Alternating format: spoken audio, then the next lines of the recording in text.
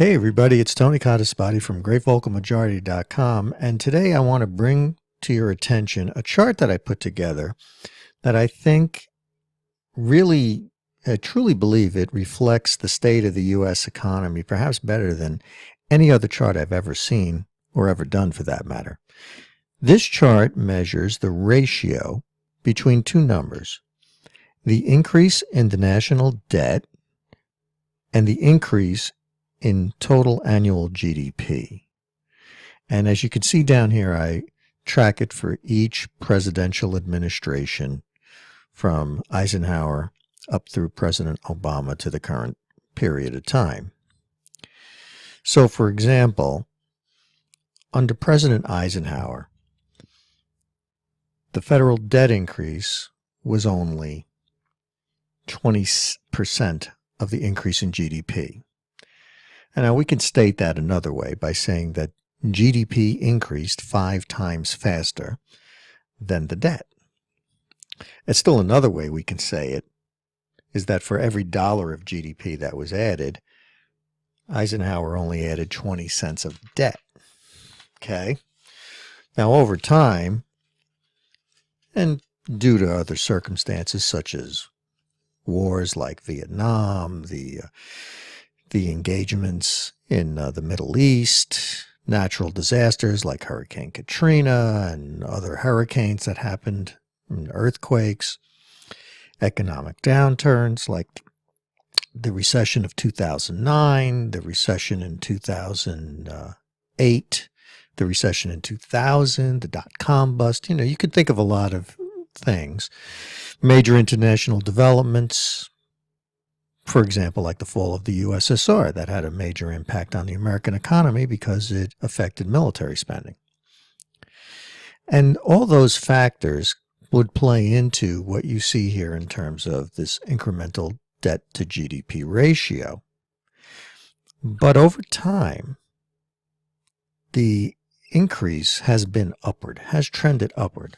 But under President Obama, I mean, we've had an explosion of debt. And primarily that's due to two things. It's due to the lack of economic growth, but it's also due to an increase in spending. Now, if you look at this, what this is really saying, this 261% is basically saying for every dollar of GDP, we're adding close to $3 of debt. That's not a good formula. Okay? So not only is this unsustainable, it illustrates that the US economy hasn't really improved and that the growth in federal spending is fueling the debt load and is destroying our country's ability to grow out of the debt problem.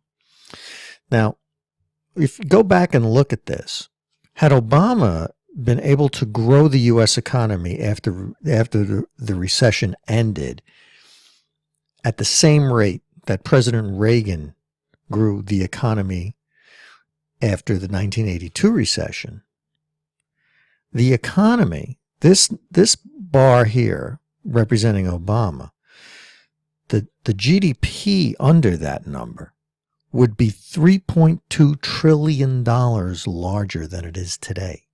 Today, the GDP is in the $18 trillion range.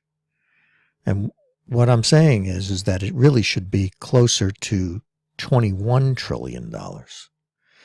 Had Obama been successful as Reagan was in growing the economy.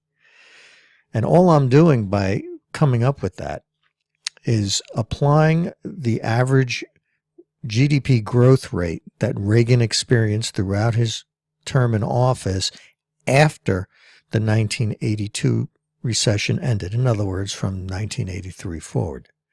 And then I just applied those percentage increases to the GDP increase after the 2009 recession ended. So had Obama been able to do that, instead of this bar being this high, showing that we're adding debt 3 times faster than we're adding economy, this bar would be down around the level of George W. Bush. But it doesn't mean that he would be performing only as well as George W. Bush. It would have meant that Barack Obama would actually have put the economy in an even better position than Bush did, because, Bush had an economy that didn't do well. He had a lot of things going on, the wars, he had the attacks on 9/11, he had Katrina. So there wasn't really much economic growth during Bush, and there hadn't been much economic growth for a while. But what Obama did is that he experienced even less economic growth. So if he would have done what Reagan did and grew the economy as fast as Reagan did, this bar would be down here. But going forward, the American economy would be in a much better position in the future. Now, presidents talk about wanting legacies. That would have been a really nice legacy, because he would have not only improved the economy, but that growth, that extra $3 trillion would mean millions and millions of jobs. And all those people that are out of the workforce that really wish they were back in the workforce, the 5 million people or so that are out, they would be back in, and many of the people that are unemployed today still looking for work would find work, and there probably would be better jobs out there. But it didn't happen, and it didn't happen because of policy choices. I won't get into that in this particular chart, but I just wanted to bring this kind of analysis to your attention, because Barack Obama has actually added $5 trillion more in debt than the GDP has grown, which is an astonishing number. And if you don't believe it, go and check it out at the Bureau of Economic Analysis website. You can look at the GDP where Barack Obama started and where it is today. And you can also find the debt at the Treasury.gov website. And when you find those two numbers, you will see that we grew the debt $5 trillion faster than we grew the economy. It's an unbelievable number. That's it for me. This is Tony Codispoti from GreatVocalMajority.com. Check out the website. You can also subscribe to my YouTube channel, and I'll speak to you soon. Thanks, guys.